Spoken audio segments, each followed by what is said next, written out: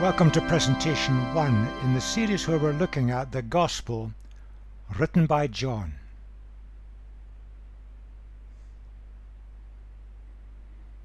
The Gospel of John. It's the fourth Gospel in the order in our Bible today, and many of the verses in it are much quoted. But it's very different in nature from the other three Gospels.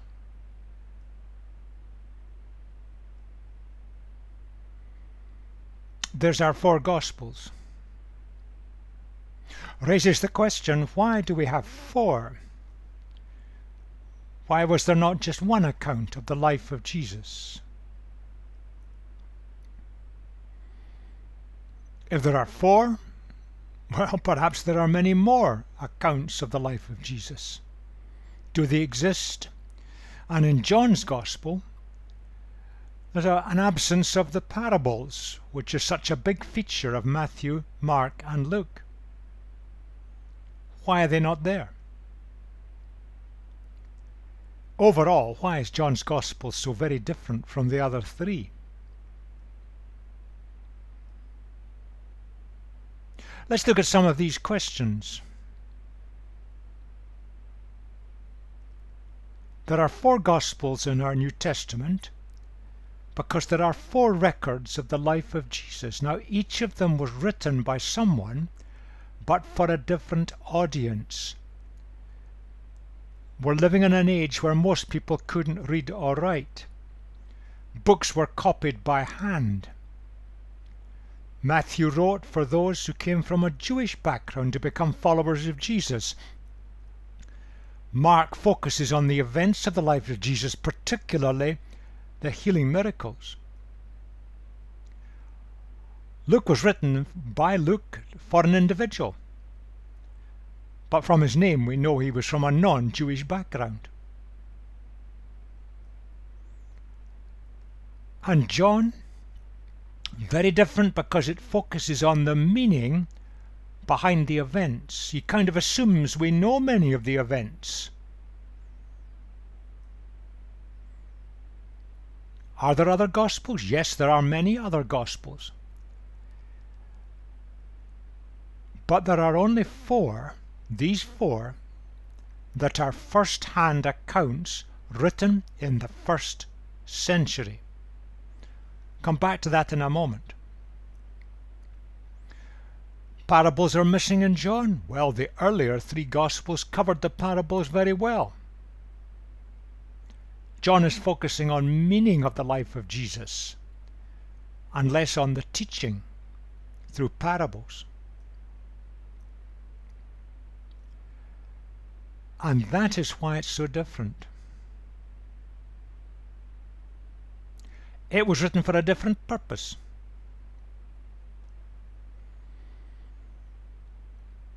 Life was very different in the first century. And these four accounts were written by individuals with help for an audience, for a purpose, to help other people. And later it was realized that they were incredibly valuable because they were the only first-hand accounts written in the first century. So let's look at that a little bit further. There's a kind of timeline of the first few centuries. Jesus in the first third of the first century. Now these are the kind of dates, we can't be exactly sure, but the kind of dates that many think are probably reasonable for when these books were written. And they were all based on first-hand evidence. Two were written by disciples. Mark, it is thought, was written by Mark, who was literate, listening to the dictation of Peter. And Luke, an educated man, clearly went and gathered the evidence by talking to people on the ground.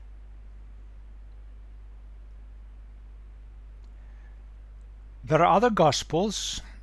Thomas, Mary Magdalene, Judas and Peter. Now, All these people had long died, and yet the Gospels are named after them. Now that is not some sort of form of cheating or plagiarism. It was a sign of the respect and honour that whoever wrote these Gospels gave to these 4 people. Another one there. Another one even there. And a very famous one, written centuries later. And it was written for a purpose. It was written to try and bring Islam and Christianity together. And there are many Muslims who try to do that today and use that book, claiming it's 1st century, but it's not. The earliest it could be was late 14th century. So the 4 Gospels we've got are the only ones that are based on first-hand evidence. People who either knew Jesus and worked with him, or people who went and interviewed the people who knew Jesus and worked with him. They were still alive. By the time it came to the 2nd century, that generation had all died out. So John is the 4th of the 4 Gospels written in the 1st century.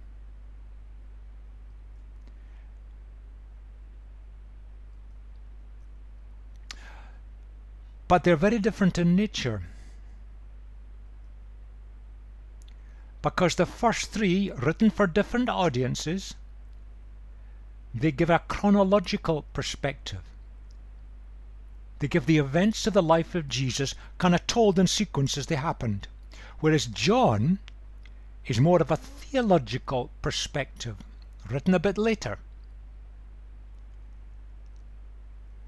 And he selects the events of Jesus to illustrate meaning, to communicate an understanding of what it was all about to his readers.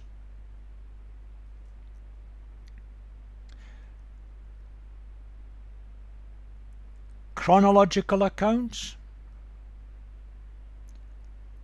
but they still do develop understandings. Theological accounts, but it's still based on historical events. So there are overlaps, large overlaps. But the emphasis of John is somewhat different. Matthew, Mark, and Luke have a great centrality of the proclamation of the kingdom of God, the great message of Jesus. Jesus came to bring in the kingdom of God, to bring it to humanity. All are invited to become part of this kingdom and to join with Jesus in the great enterprise in transforming lives in the world. The focus in John is very much on John's mission. He was sent by God with a task. So it's complementary in its approach. And Jesus is shown as central, the one who reveals God to humanity, the one who brings God to humanity. And you can bring them together. The works and the miracles that Jesus demonstrated and that John presents are the clear signs of the kingdom breaking in.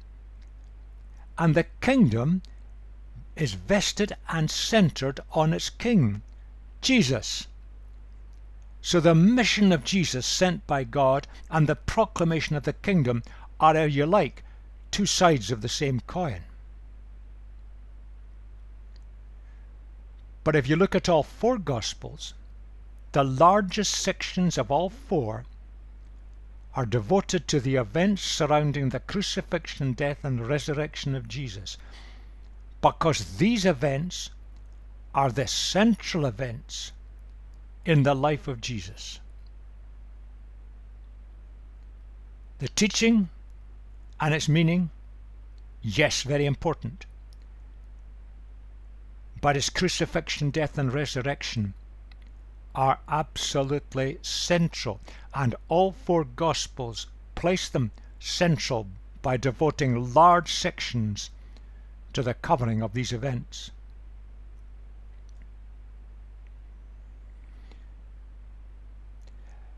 Now there's very strong evidence from history about John's Gospel. The evidence shows it was written in the late 1st century. The evidence is extremely strong from all the other writings, the early 2nd century, that it was written by John, the disciple of Jesus, and that he was based in Ephesus, a very important town at the time in what's now southern Turkey.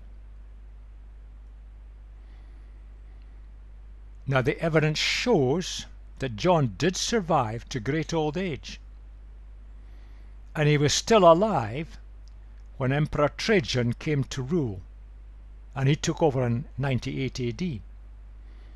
So all the evidence fits together and makes sense, and that's been the consensus down through the centuries, that John the disciple wrote the book in old age in Ephesus, probably employing an amanuensis. Now, an amanuensis was the normal way of writing a letter or a book.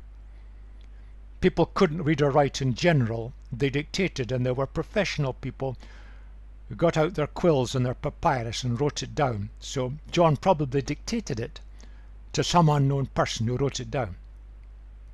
That's the pattern of the age. Now, from the 19th century, a very small number, and we must not exaggerate it, they've started to challenge this. But when we look at all the challenges with the wisdom of hindsight, no one else has any agreed support. All they're doing is coming up with speculations, but their speculations don't fit the evidence. And there's no alternative time, author, or location offered that's agreed.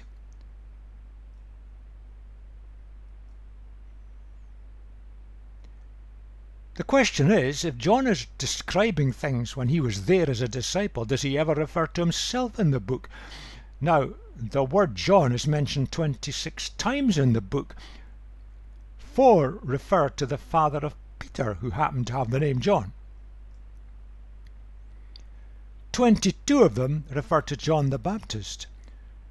So, surprisingly, he doesn't refer to himself in the book. But maybe he does, because it's an interesting little phrase that occurs several times, the disciple whom Jesus loved. Now, the word love has nothing to do with emotional love. The word used in the New Testament is a word of action. Jesus sought the best agenda for this disciple. This disciple was present at the final meal, sitting close to Jesus.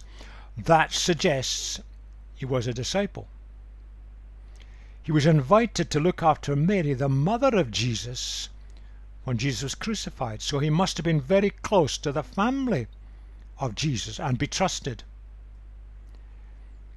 He was with Peter when Mary Magdalene first brought the news of the empty tomb. Suggests he's one of the inner group of disciples. And he was fishing with Peter after the resurrection of Jesus. And Peter questioned the future of this disciple when Jesus predicted the death of Peter. All that fits the evidence that John is referring to himself, the disciple whom Jesus loved. Perhaps in humility, perhaps not wanting to put himself up too high, he refers to himself in this roundabout kind of a way. It all fits the evidence. So we have a theological perspective. The events of the life of Jesus are selected to illustrate meaning. Well, what are the kind of meaning, the themes that John is presenting to us? Now, there are all kinds of ways that people have come up with to try and see a pattern in it, and perhaps they all contain much truth. There clearly is a theological sequencing of ideas, although it does involve some chronological sequencing in places, and refers to days, 1 or 2 days later, and so on. So they're tied together. Here are some of the ways that might help us to see the pattern in John's Gospel and see that John had a plan and a purpose. There are 21 chapters, and in fact it divides very nicely at chapter 12.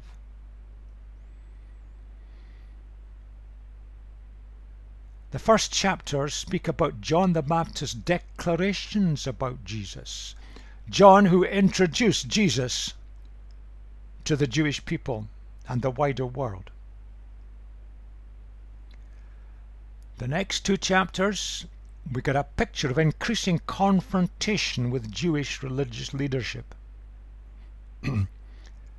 A feature of all that Jesus did. Because by his teaching and by his actions he was challenging the kind of religious practices that were going on, which had become designed for the benefit of religious leadership, the in-group. And then it grows to outright opposition. And John shows through stories and events how this was building. At that point, Jesus, with his inner group, he's starting to prepare them and train them for what lay ahead. They had not a clue. They could not understand that the way of Jesus was crucifixion and resurrection. He's preparing them for this. And then this huge stretch looking at the crucifixion, resurrection, and the commissioning that followed it. Now there's one pattern that we can see sorts out the book in a kind of a way. I pointed out the first 12 chapters, it divides there, because John in the first 12 chapters is illustrating major themes, bringing the evidence together about major themes. Whereas the last chapters, the second half of the book, is all centered around moving towards and through the events surrounding the crucifixion of Jesus. So let's look at the first part.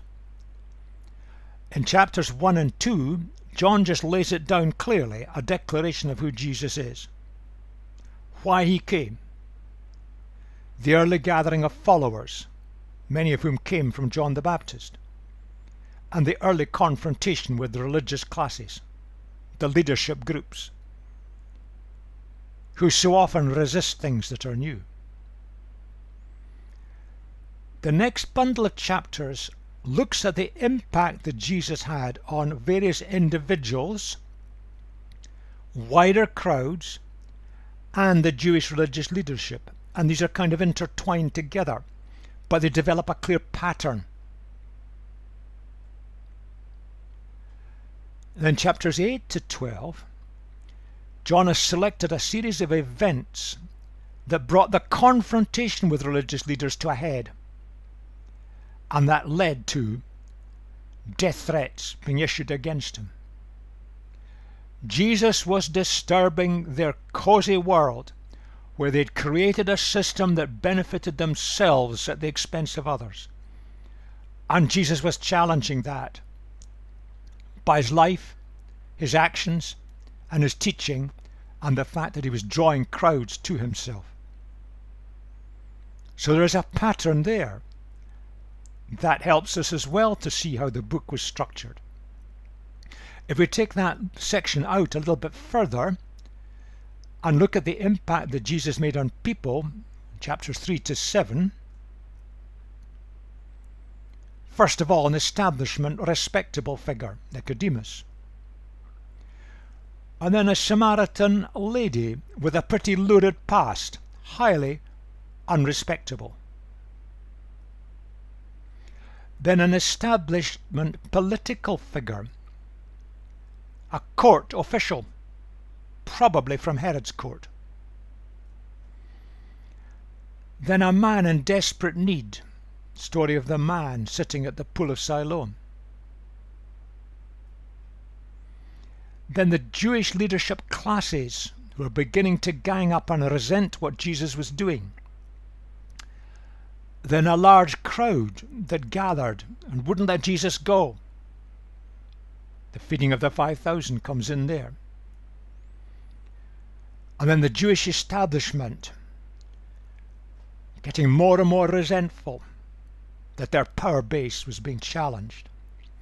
So, impact that Jesus made on diverse groups of people. And when you look at it like this, you can see why John selected it this way. Jesus came for all humanity. The establishment inner group, the very unrespectable outsiders, the political classes, those with desperate needs, and even leadership classes, the masses as well. But then he moves on. John has selected issues that are brought into view. Chapter 8 focuses on just who is Jesus. That's a central issue for us today. A miracle that Jesus performs brings confrontation with the Jewish leadership to the surface yet again. And then he goes on a bit of teaching, and that brings the confrontation to the surface again. Comes both ways. He raises Lazarus from the grave. The whole thing explodes at that point, and death threats are being issued against him. And then it's brought to a conclusion in chapter 12 with a challenge to the religious establishment. The door was open for them to come to Jesus to find a greater and better way. It was always open to them. So many of them chose to maintain their cozy religious establishment for the benefit of themselves. And that led to the crucifixion events. There's a pattern in John's Gospel, and you can look at it in many ways. But in one sense, the most fundamental question is, why did he write the Gospel at all? Did he have access to the Gospels of Matthew, Mark, and Luke? Now, we mustn't judge by 21st century standards. We print books, we circulate books, we tell each other about books, we pick them up on the internet. We're in a day where most people couldn't read or write, where any book had to be copied carefully and slavishly by hand with a quill, dipping it into ink on a papyrus, and papyrus cost. John may not have had access to these books because maybe there were only a few copies in existence in the entire world. Maybe he'd heard a lot about them, maybe he'd seen bits of them, and the evidence suggests that probably is true. But then why did he compile his gospel? A disciple in great old age with the wisdom of experience. He'd been through it all, he'd lived through it all, he'd seen it all, if you like. Perhaps in his 80s or maybe even his 90s. Why did he write it? He tells us. You can look it up in chapter 20, verse 31, which is the kind of end of the book, chapter 21 being a kind of appendix, an important appendix. That's what it says. That's what John tells us. But these are written that you may believe that Jesus is the Messiah, the Son of God, and that by believing you may have life in his name. Now there's an awful lot packed into that single sentence. That's his purpose in writing. Let's look at some of the words which are carrying great depth and meaning. Now the word Messiah is a Hebrew word. The Greek word to translate it is Christ, meaning exactly the same thing, and it means the sent one of God. God sent one. God sent Jesus into the world. If you like, God entered our humanity in the life of Jesus. Son of God, nothing to do with biological sonship. Son of God means that Jesus carries the full essence of divinity upon him. Summarizing that, God entered our humanity in the life of a human being called Jesus. That's what the phrase means. And believing has nothing to do with just intellectual belief. The word in the original carries a much deeper meaning. It occurs twice in the sentence, but I've only highlighted the second one. The word believe is a word of action. It's a word of response. Perhaps that's the best description, a response. If Jesus is God's sent one, if Jesus is the one where God entered our humanity in the life of Jesus, then we need to respond. We need to do something. We need to follow his way. We need to come to him. We need to seek what he says. We certainly need to listen to what he says and what he did, if he's God's sent one. Life. I would distinguish this as from existence. So many in our world today, as then, just existing. If you like, surviving.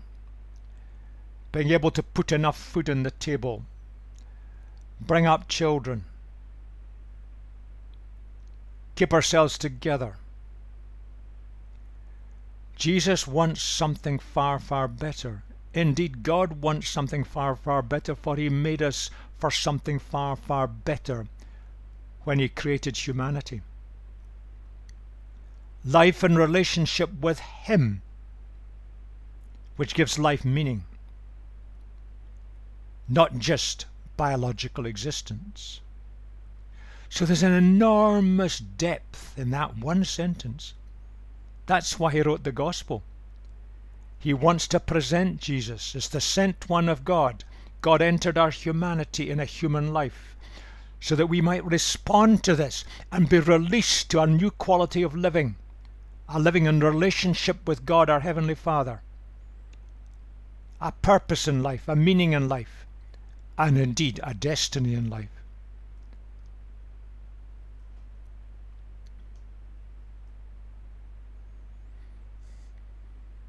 And in that, when we look at the structure of the book against that objective of the book that John has put down,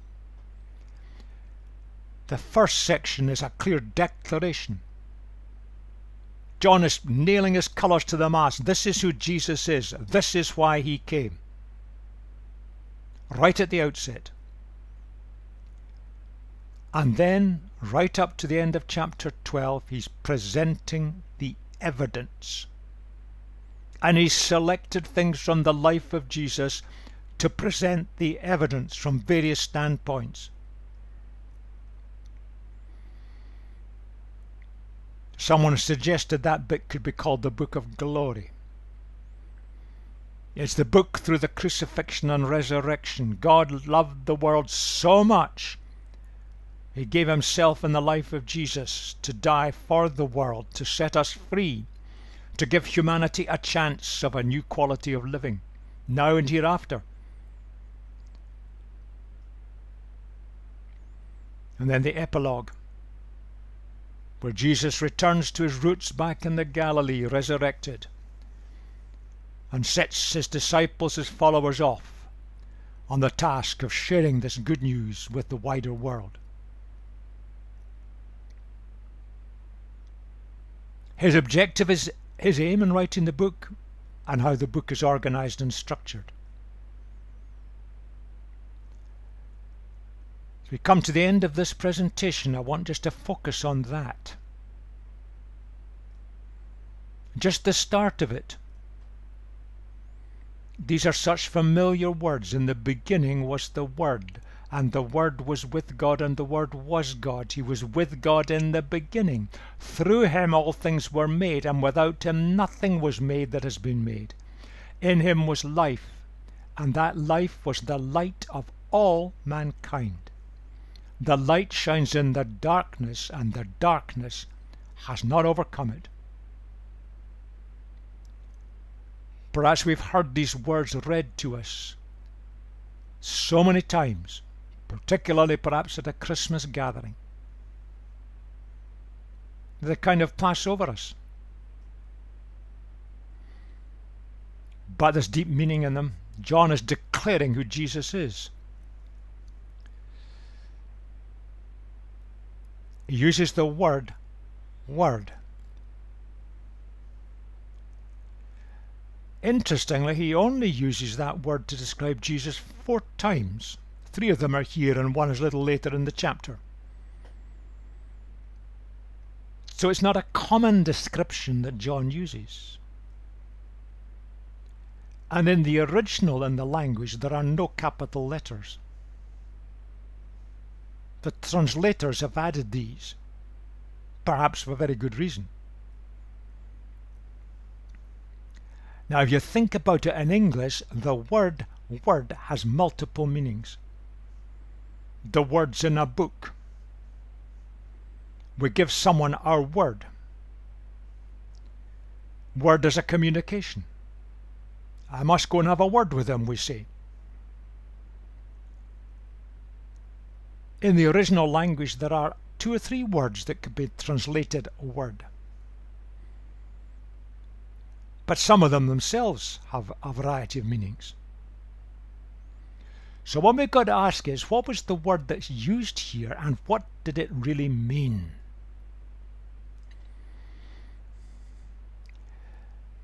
First of all, in Hebrew thought, communication and action are closely linked. Things are said means things are done. Things are done are an expression of what is said. That's the way in the culture of the day things were seen. Just carry that in mind. The word used here might be closer to communication.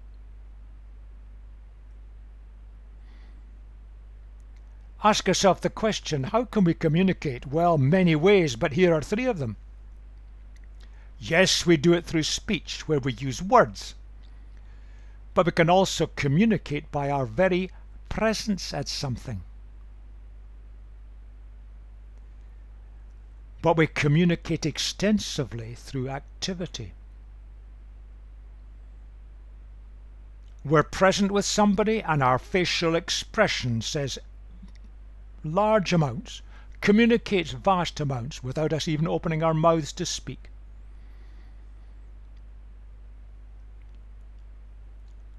It's the same with God. God made us in his likeness, in his image. God can communicate through speech, he can communicate through being there, but most of all he communicates through his activity. And that's one of the reasons why in Hebrew thought speech and activity are so tightly linked.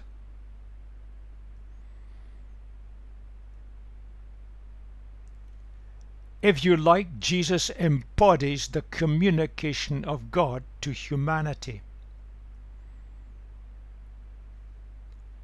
Another way of saying it is God showed himself most fully in Jesus. Everything that Jesus is, said and did gives us the communication of God.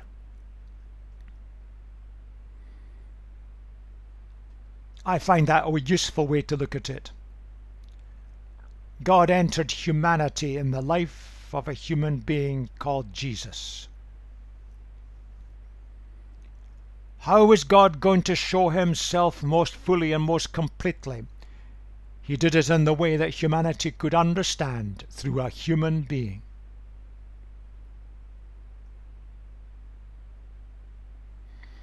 So Jesus embodies all that God is. Jesus is God's communication to us. Jesus, through his activity, is God's communication to us. Jesus reveals the inner nature of God by all that he is, said and did. That captures some of the meaning of the word word in the original language. A word that is in no way limited to speech.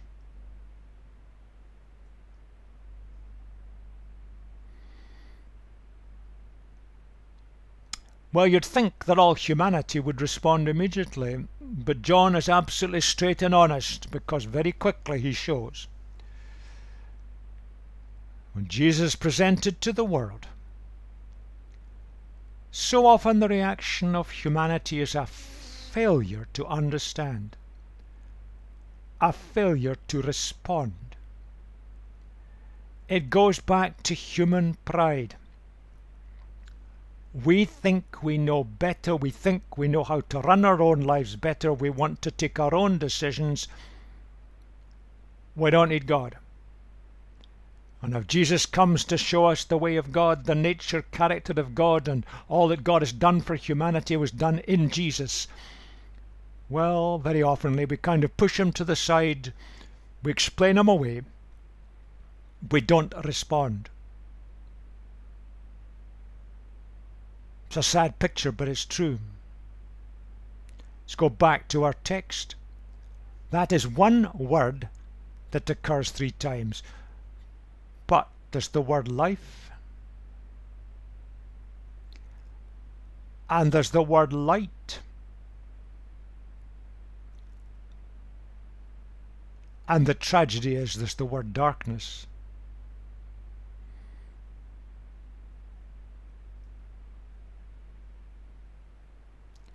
Jesus is God's great communication to and with humanity. Yes, God expresses himself in his creation. He shows himself in many ways to us, but he shows himself most completely by entering our humanity in a human being called Jesus, entrusted to godly parents, and coming to a world that was messed up then, and so often is still messed up today. That communication, that godly expression of himself to humanity, brings light.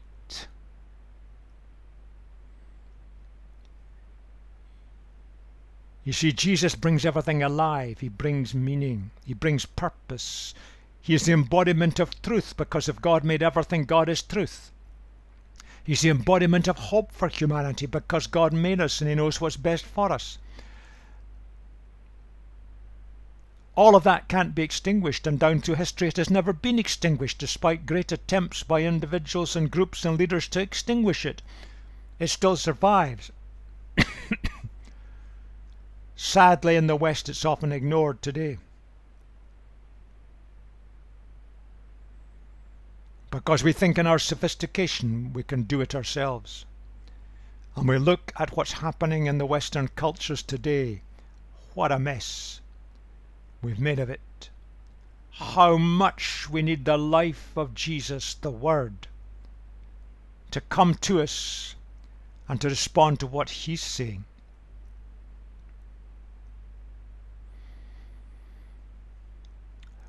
So, bringing it together, Jesus is described as the Word, and it carries the idea of communication and action in harmony.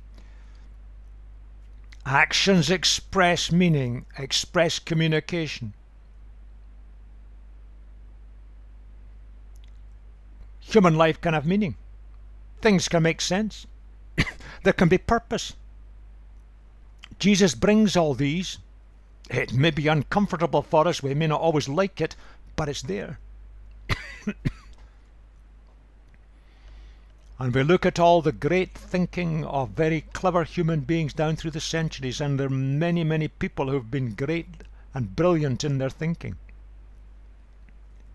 But look at the total of it.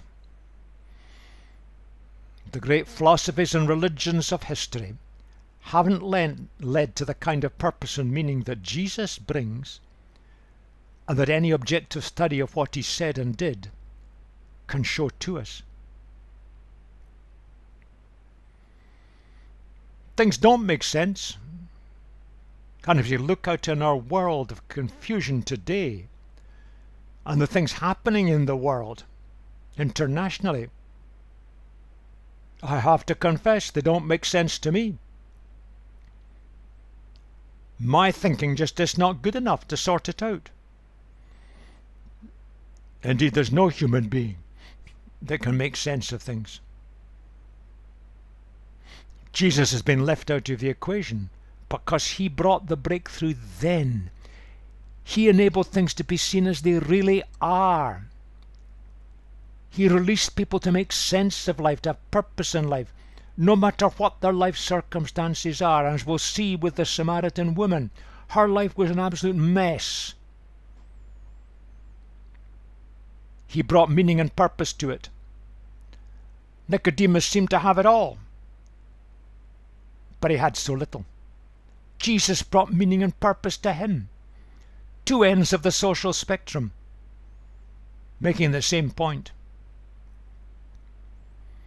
So often we cling on to darkness because we think it's going to give us what we want and fit our agenda. It makes no sense of the light of Jesus, and very often it leads to conflict, because when we pursue what we want, we end up coming into conflict with others who pursue what they want, but it isn't the same. And the way of Jesus and the people of Jesus have not been overwhelmed down through the centuries. Been tough times, and there still are very tough times today. But the kingdom of God is still growing. The number of people coming to Jesus today throughout the world is still growing. That's why Jesus came. To bring life and light and hope to a humanity that had lost its way. We can make sense of life. We can see a purpose for our own individual lives, our families, our communities.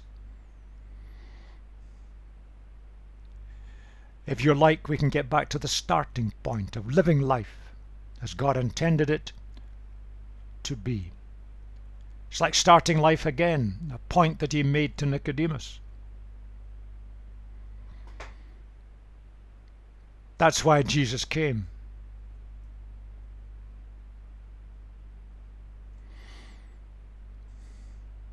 The declaration at the outset.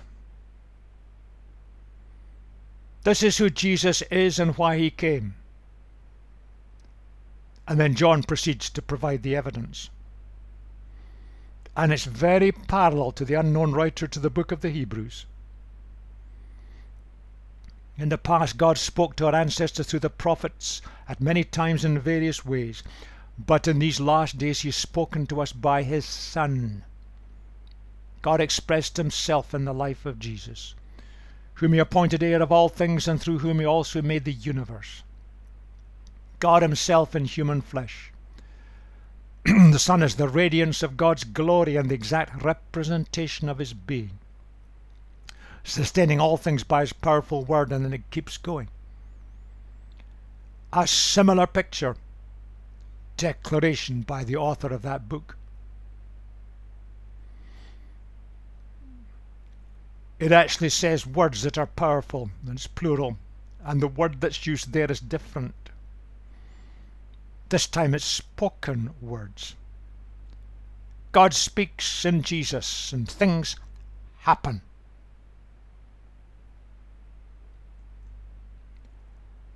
But then John goes on to outline the evidence to support his understanding of Jesus. He's come right up front at the start and says, this is who Jesus is, this is why he came, now here's the evidence.